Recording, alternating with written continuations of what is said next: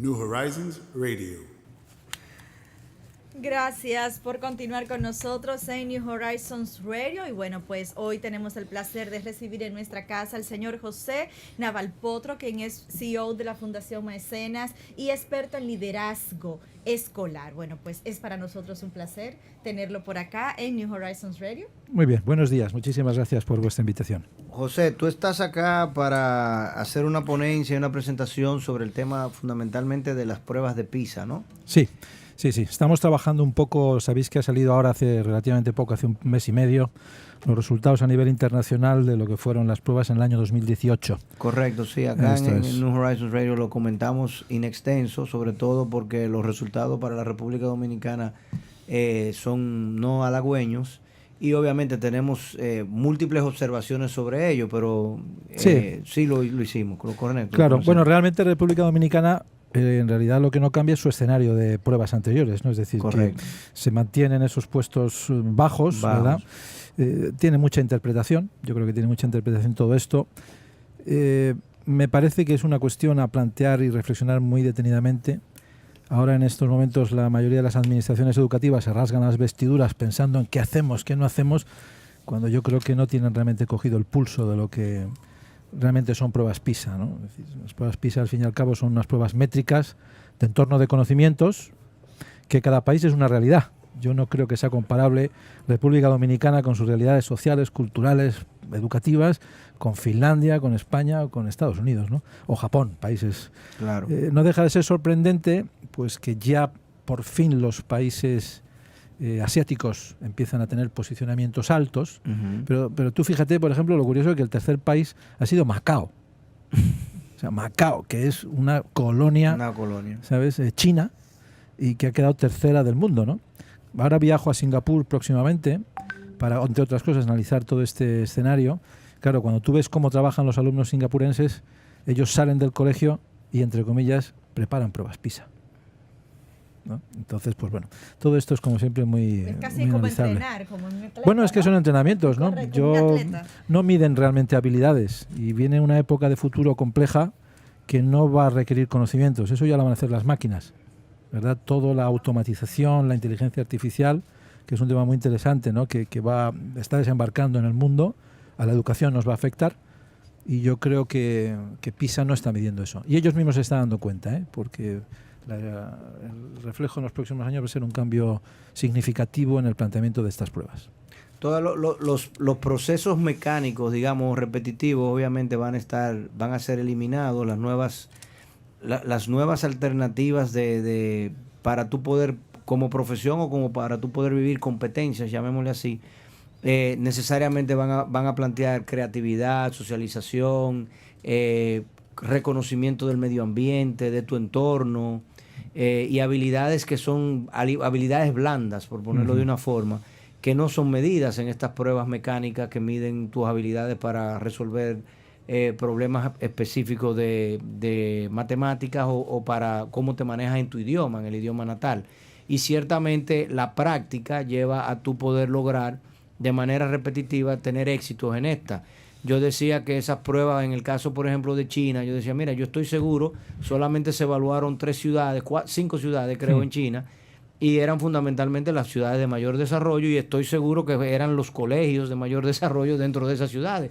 Entonces ya es algo muy sesgado.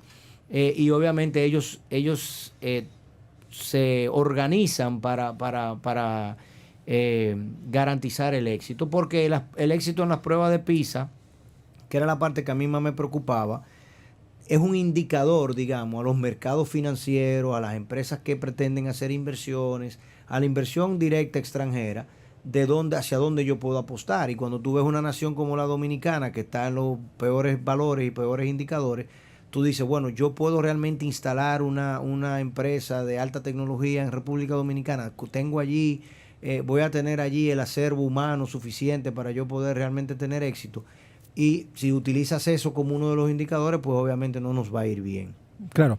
Bueno, ahí la cuestión está clara, tú lo has dicho. Yo creo que hay un aspecto importante que va a ser, en la próxima década, por poner un escenario de tiempo, la automatización de puestos laborales de servicio va a generar un replanteamiento de habilidades. Hace poco escribí un artículo en referencia a esto, ¿no? O sea, no van a descender los trabajos. Lo que cambia es el tipo de empleo. El tipo de empleo. Y por lo tanto, el tipo de empleo lo que te hace es generar otro tipo de habilidad, las soft skills que tú comentabas, ¿no? Claro.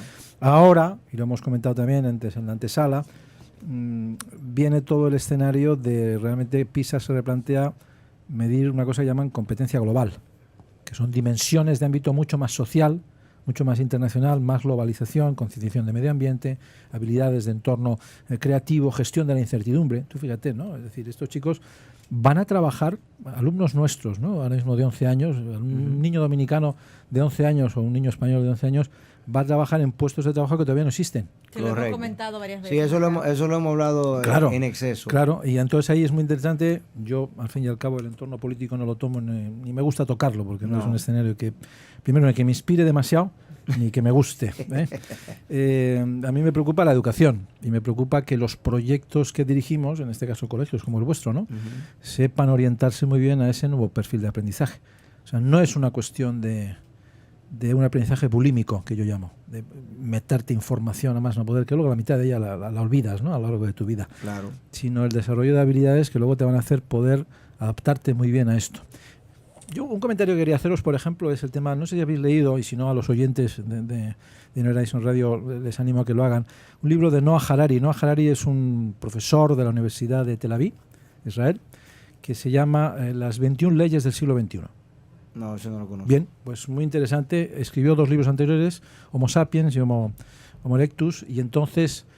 Homo Sapiens sí lo ha visto. Okay, bueno, pues ha sacado una tercera serie. Ese no lo he visto. Pues muy interesante porque en 21 capítulos enarbola cuáles van a ser los devenires sociales, ¿no? Por el impacto de la tecnología y la sociedad de la información, ¿no? Y en este entorno habla de que cómo este cambio permanente de las habilidades que van a necesitar nosotros mismos también. Hombre, yo tengo ahora mismo una edad en la que me quedan 20, 22 años de vida profesional. Te estás posicionando en el año 2040, 2045. Por lo tanto, con la exponencialidad ¿Qué tendremos en el 2045? Bueno, pues a saber. De la manera que tú lo estás planteando, José, para los que nos están escuchando, o sea, lo que estamos diciéndole, sobre todo a la dirección de centros educativos, ni hablar del ministerio.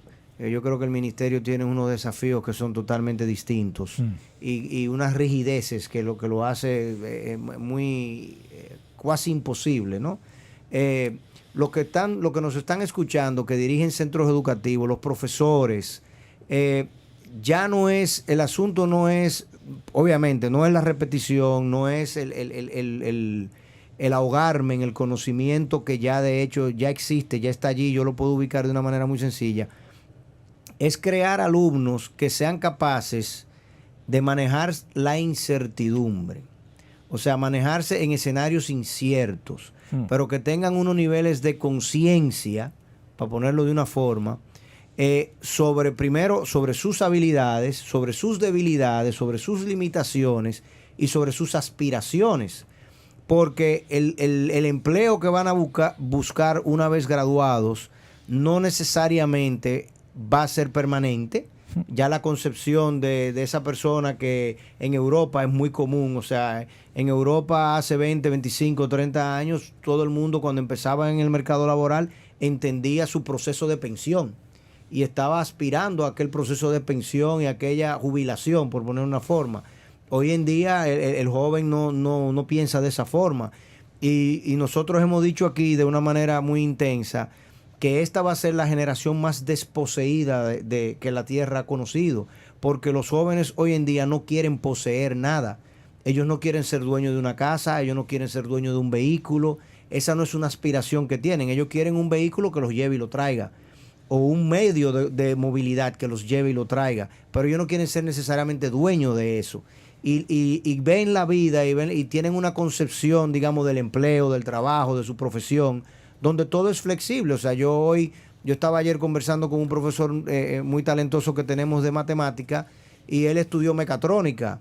Y yo le digo, bueno, pero ¿qué vas a estudiar ahora? Dice, voy a hacer ingeniería electrónica, porque realmente me gusta sistema, pero sistema dura mucho.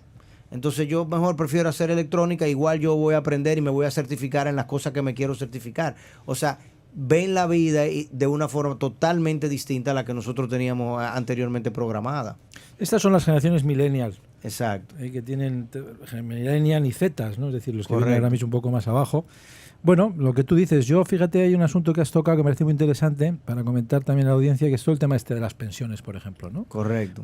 Este es un asunto crítico, claro. Nosotros ahora mismo pagamos las pensiones de nuestros jubilados, pero estos jóvenes van a pagar nuestras pensiones. Correcto. Pero van a pagar pensiones con menos puestos de trabajo más automatizados, con salarios más bajos y encima con una mayor masa crítica para mantener... Con mayores viejos. Claro, porque nos vamos a mantener mucho más tiempo Sí, vivos. porque las poblaciones de Europa sobre todo están envejecidas. No, y sobre todo que cada vez se envejece más tiempo. También. La esperanza de la vida, esperanza de vida mucho aumenta. mayor. Estás Claro. yendo a los 80 años con toda facilidad. Sí. Y entonces, claro, ahí va a suponer un asunto tremendo, ¿no? Entonces, es lo que aparece, por ejemplo, con todo el tema de las rentas mínimas, ¿verdad? Que se empieza a otorgar a personas que no van a encontrar puestos de trabajo por sus habilidades. Tienen unas habilidades que, dos cosas.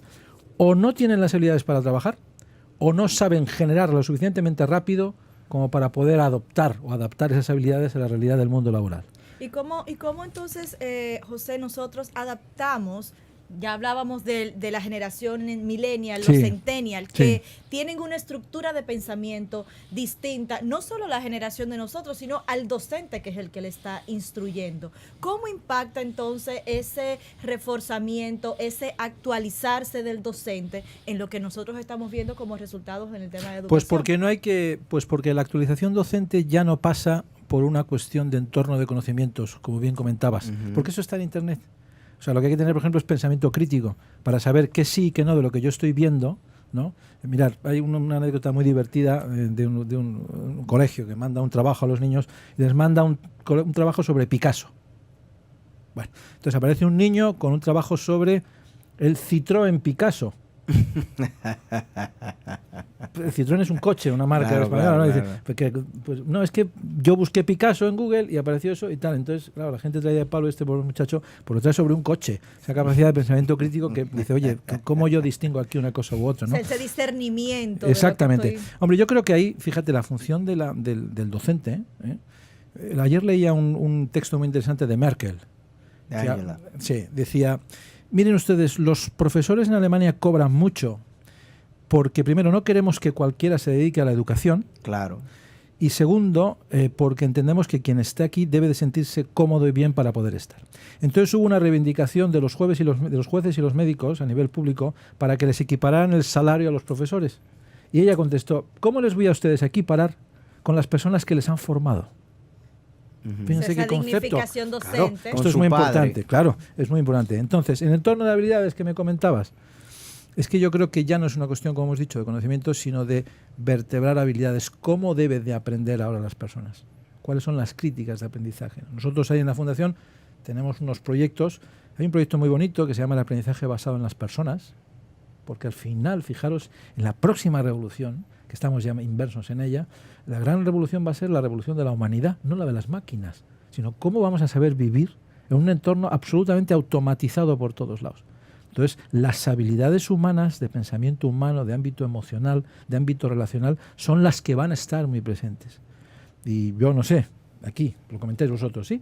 Pero en España, desde luego, os aseguro que no va por ahí la formación del docente. No. Sigue siendo igual. Correcto. Sigue siendo igual. Entonces es una llamada importante a todo esto, sí. Señores, vamos a hacer una brevísima pausa porque cuando regresemos vamos a hablar con José Naval Potro precisamente de cómo podemos nosotros preservar esa semilla de humanismo en un entorno totalmente automatizado de AR y AI. Volvemos en unos instantes. New Horizons Radio. Bueno, estamos de regreso en New Horizons Radio, agradecidos de que continúes ahí conectado con nosotros, recordándote que estamos a través de Neon 89.3 y en nuestras plataformas en redes sociales, YouTube, Facebook, Instagram y bueno, pues estamos en Twitter también. Puedes compartir con nosotros tus impresiones sobre el tema del día y si tienes alguna inquietud para nuestro invitado del día de hoy, pues nosotros más que complacidos de ser el canal. José Naval Potro, CEO de Fundación Maecenas y experto en liderazgo escolar, pues ha puesto sobre la mesa temas muy interesantes y que bueno, pues nosotros acá desde New Horizons siempre tratamos de promover y de que sea parte de la discusión, ¿no?, del segmento educativo en la República Dominicana. José, ¿cómo hacer sobrevivir un colegio privado en ese entorno? Hablamos de esto, de colegios privados. Sí. ¿Quieres que sea crítico con el asunto o no? Claro. Tú lo has sido, además, abriste... Yo lo he sido toda la vida. Bien, que lo sepas que nuestra fundación se dedica solo a colegios privados. Perfecto. Y con una característica, la mayoría de ellos inspirados en el entorno de familias, como sois también en vuestro caso. Correcto. Bien, mira, yo no creo mucho en el tema de la administración pública. Puedo creer en la enseñanza pública. Creo que es necesaria, ¿sí? Correcto. Pero no mucho tiene en un espacio. Absolutamente, pero no mucho en la manera de gestionarla y sobre todo en quienes la gestionen. No porque tengan mala intención, sino por una cuestión de capacidad y de conocimiento del ámbito educativo. Bien. Dicho esto, hombre, yo creo que lo bueno que tenemos nosotros como colegios privados es la autonomía de gestión, en principio. Claro. Y eso te permite una autonomía de proyecto. Y como comentábamos también antes, fuera de onda, es una cuestión también de tener un buen proyecto de trabajo y un buen proyecto estratégico. ¿Qué es lo que está viniendo? Y retomamos un poco antes de la pausa, ¿no? Bueno, lo que está viniendo es, como hemos dicho, una automatización absoluta y niños que ahora mismo pues tienen 1 o 2 años, que serán ciudadanos del año 2100. Que parece mucho y lejos, pero... 2100, Sí. siglo XXII. Sí. Entonces dices, bueno, ese escenario, ¿cuál es ese escenario? ¿Vale? ¿Qué necesitan estos niños? No, y los que van a estar infinitamente, todos nuestros alumnos del día de hoy van a ser productivos en el año 2050. Absolutamente. Entonces, absolutamente. en el año 2050, yo recuerdo haber leído un artículo en The Economist a mediados de los 90, donde hablaba de water worlds, o sea, de las guerras del agua. Y que en el año 2050 el agua como bien será escaso. Iba a ser extremadamente escaso, una humanidad de 9 billones de habitantes, cómo iban los países a poder soportar el tema de la escasez de agua. Entonces, nuestros alumnos, nuestros hijos,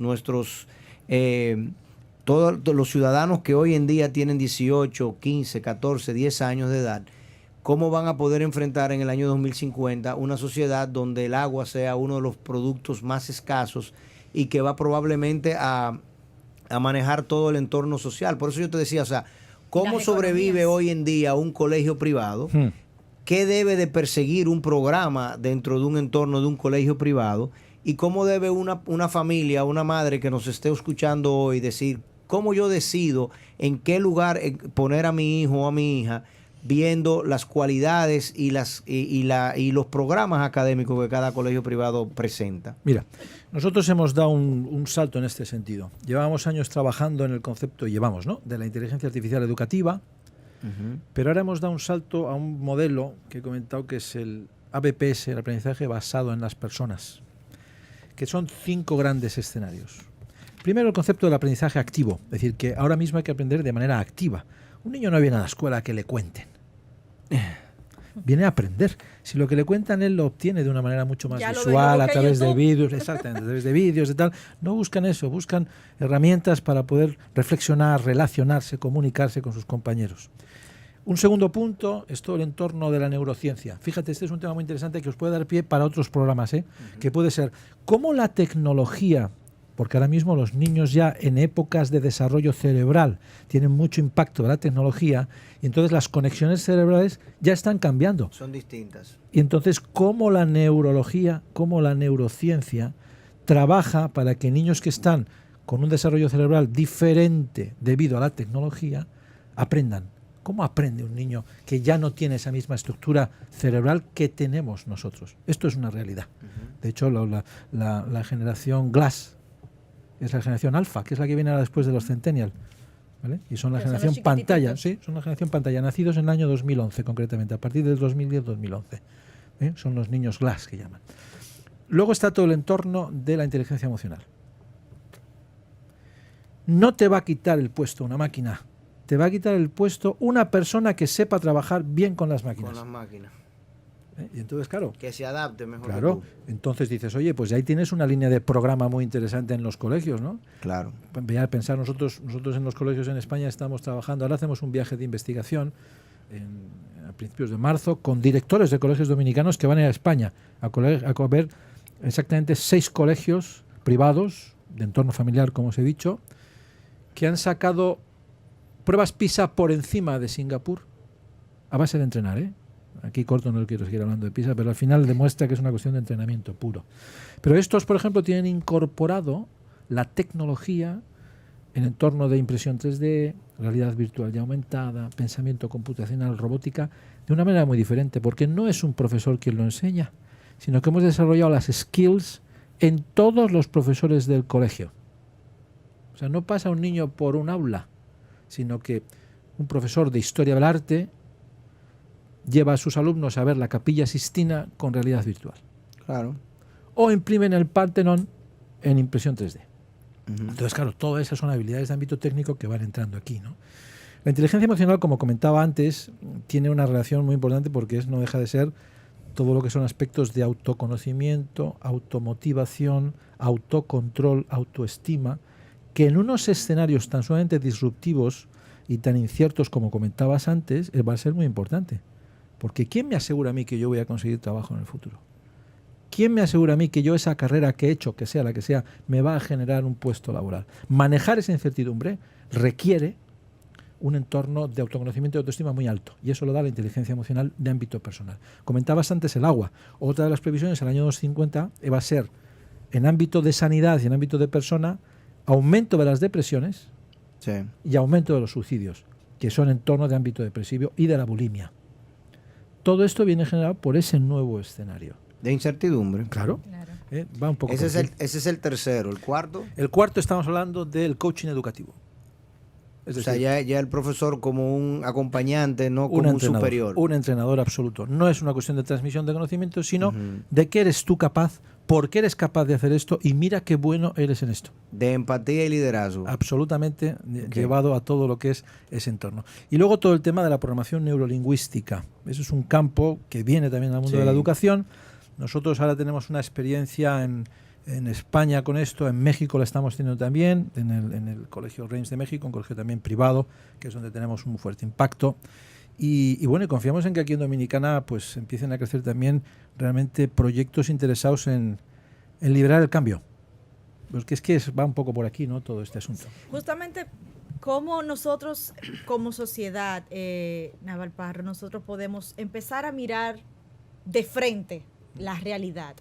Sabemos que todo esto que has planteado, incluso el tema de que es más la metodología que pudiéramos empezar a poner en práctica a partir de ahora, que el conocimiento en sí, el contenido en sí, lo que va a impactar en el aprendizaje real de los chicos. Sin embargo, tenemos una planilla de docentes que todavía no se ha montado en esta ola. ¿Cómo nosotros podemos empezar a hacer esos cambios estructurales para que estos objetivos sean logrados? Pues mira, una de las grandes carencias que tiene el mundo y sus sistemas educativos son las direcciones escolares. Claro. ¿Por qué? Pues porque el liderazgo educativo es fundamental. Absolutamente. Sí. Entonces, ¿qué pasa? Que no es una cuestión solo de las direcciones gerencias, que tenemos una responsabilidad tanto en cuanto al ámbito económica y de visión también, ¿no? Pero la ejecución de esa visión pasa por todas esas segundas líneas directivas que hay que saber formarlas, ¿no? ¿Y cuál es el gran problema en el mundo, que me imagino que Dominicana estará ahí también metido? Que al final la función de una dirección de un colegio y de su equipo directivo pasa a veces por gente que eran profesores y que se convirtieron en malos directivos. Y perdiste un buen profesor para convertir un mal directivo. Esa es una regla que acá en New Horizons hemos aprendido en base de ensayo y error. Claro. Y tenemos como una norma que cuando un profesor es bueno en el aula, no lo movemos. Exactamente, exactamente. Porque uno se emociona y cree que puede hacer la función, el rol de gestor. Y son habilidades diferentes. Son habilidades completamente distintas. Sí, sin lugar a duda, el liderazgo educativo es una de las grandes falencias que tenemos, no solamente los dominicanos, sino en general el sistema. Sí.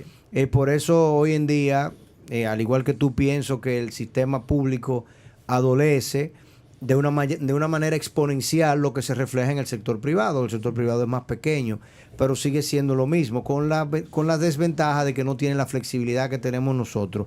En las 5 variables que tú mencionaste, no mencionaste el cambio.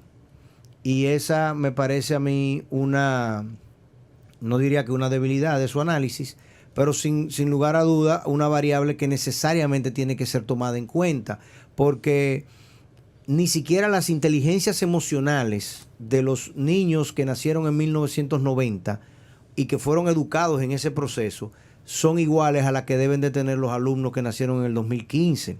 Entonces, cada una de las variables que tú presentaste, la programación neurolingüística no es igual, porque ya hoy en día yo tengo máquinas que me pueden traducir en cada uno de los idiomas y que de hecho preprograman incluso las respuestas y me condicionan.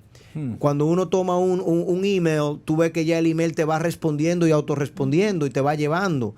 Y cuando tú entras a una página de estas que tienen mucho AI, tú ves que ellas te van condicionando hacia dónde te quieren dirigir. Entonces la programación neurolingüística tiene que tener un componente de cambio, de autocrítica, digamos, ¿cómo se diría? De eclecticismo. O sea, y de yo sentirme escéptico ante la realidad que estoy viviendo. O sea, el poder de crítica y el poder de cambio, ¿cómo lo manejo dentro de esas 5 variables que tú mencionas? Claro, yo no te hablo del cambio, porque el cambio...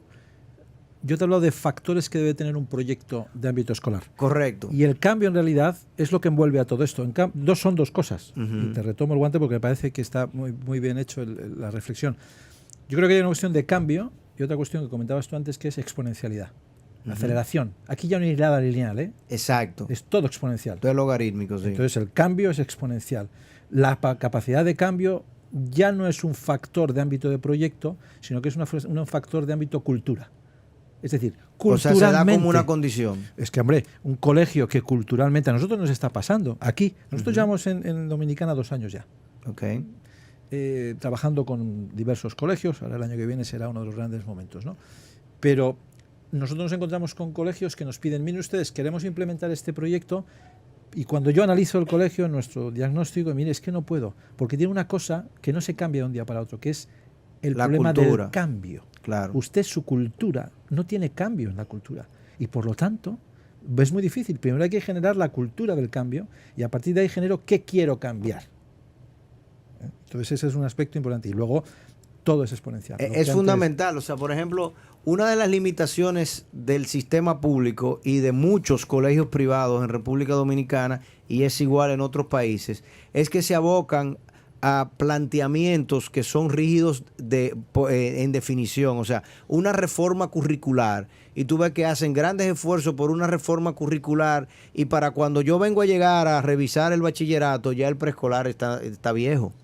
Entonces, no se trata de algo así. O sea, tú tienes necesariamente que plantear una situación y una condición tanto a tu personal docente como a tu staff de liderazgo, que tienen que necesariamente entender que lo que están viviendo es un tema fluido y que lo que le están enseñando inclusive, o sea, las familias dominicanas, algo muy al margen, pero que se da mucho. Acá en nuestro país hay un mal hábito que hoy en día ya se está olvidando un poquito, y era que los padres de familia te decían, cuando yo estudié con los libros de mi hermano mayor. Y mi madre nunca tuvo que comprar de nuevo los libros porque eran los mismos que mi hermano mayor y mi hermana, y yo los heredé. Y eso se ahorraba. Y hoy en día nos obligan a comprar libros nuevos. O sea, y tú dices, óyeme, nosotros necesitamos un docente y un gestor escolar que entienda que cuando hay una familia y esa familia tiene 3 hijos y el mayor tiene 17 y la menor tiene 8, lo que le enseñó a la de 17 no tiene nada que ver con lo que le está enseñando al de 8. No, y no solo eso, también la forma de aprenderlo. Correcto. Porque tú fíjate, yo soy partidario de que los currículums no existieran. Bueno, estamos en lo mismo. O sea, iba a hacer un comentario ahí también, entonces, José, porque hablamos de... Íbamos a llegar ahí, pero te lo puse de la manera como hoy en día se ve, ¿entiendes? Claro. Porque entonces estamos hablando de proyectar, de tener planificaciones, de tener planes estratégicos, pero esos planes estratégicos tienen que ser flexibles, porque todos los días entonces voy haciendo cambios, voy introduciendo cosas, voy sumando elementos que hacen que esa estrategia también sea dinámica. Claro, pero o sea, tú fíjate, por ejemplo, el absurdo de un currículum actual en el que igual un niño la función de la fotosíntesis, por ponerte una lo ve durante 5 veces a lo largo de su vida. Correcto. Y de la misma manera encima. Lo único que cambia igual es la fotografía de turno que ve. Va a ser peor, porque cuando le dieron la fotosíntesis en segundo de primaria, probablemente para cuando vuelvan a dársela en noveno en biología o en décimo, el árbol del cual se la dieron ya está extinto. Puede ser, se extinguió. Pero tú fíjate, por ejemplo, lo que sería ver las funciones de la fotosíntesis o una fotosíntesis a través de una cámara de realidad virtual, claro, de unas gafas de realidad virtual, ¿no? En el que tú eso optimizas. Yo creo al final que todo el entorno tecnológico, todo lo que es el tema de los currículums, incluso los propios libros de texto que has comentado, por no ser muy hiriente tampoco, tiene mucho sentido.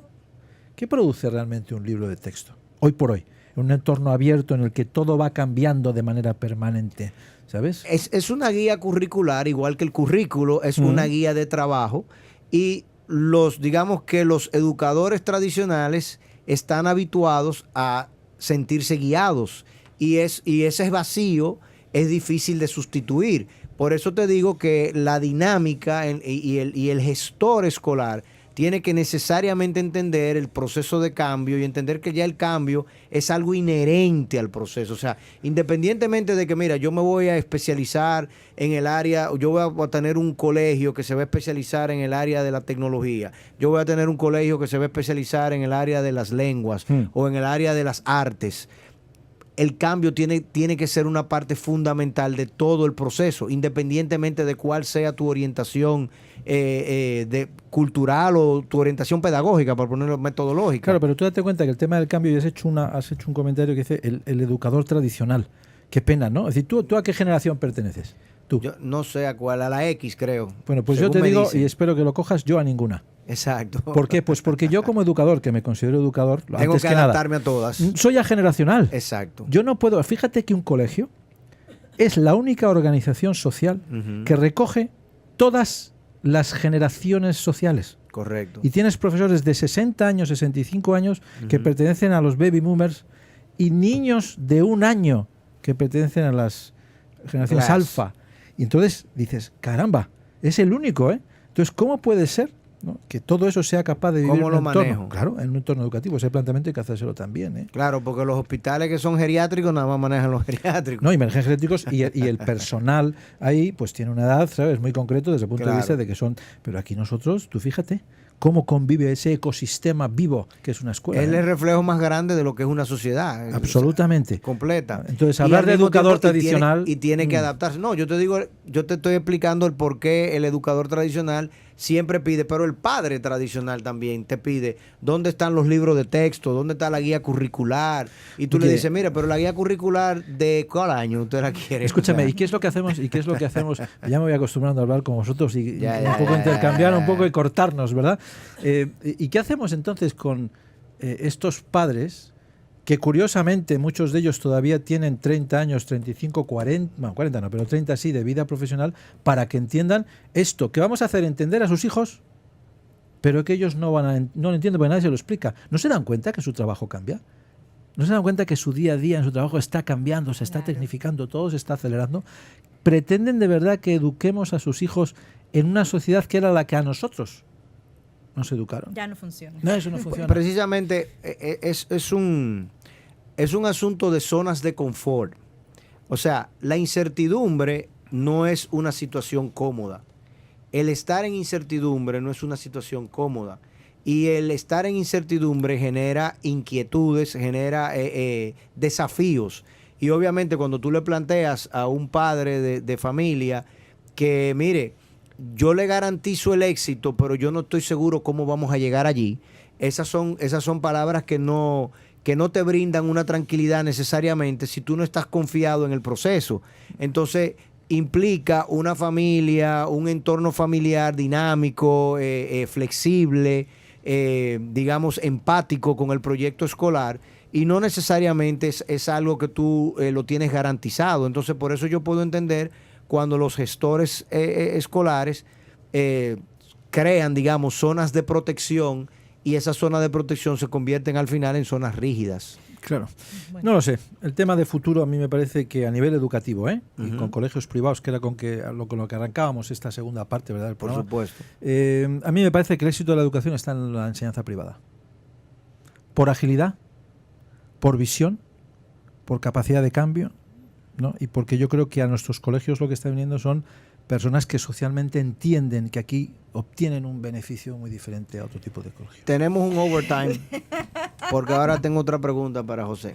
Bueno, señores, vamos a hacer una pausa comercial. José, en un minuto vamos a invitar, para los que se desconectan con nosotros ahora a través de la radio, vamos a invitar a la conferencia que tienes mañana y continuamos unos minutos a través de nuestro canal de YouTube en la sección de Overtime que hacemos acá con gente que nos da mucho tema, mucho contenido interesante como tú. Vamos entonces a invitar a la conferencia de mañana y ustedes, bueno, pues no se muevan y seguimos en Overtime a través de New Horizons Radio en YouTube.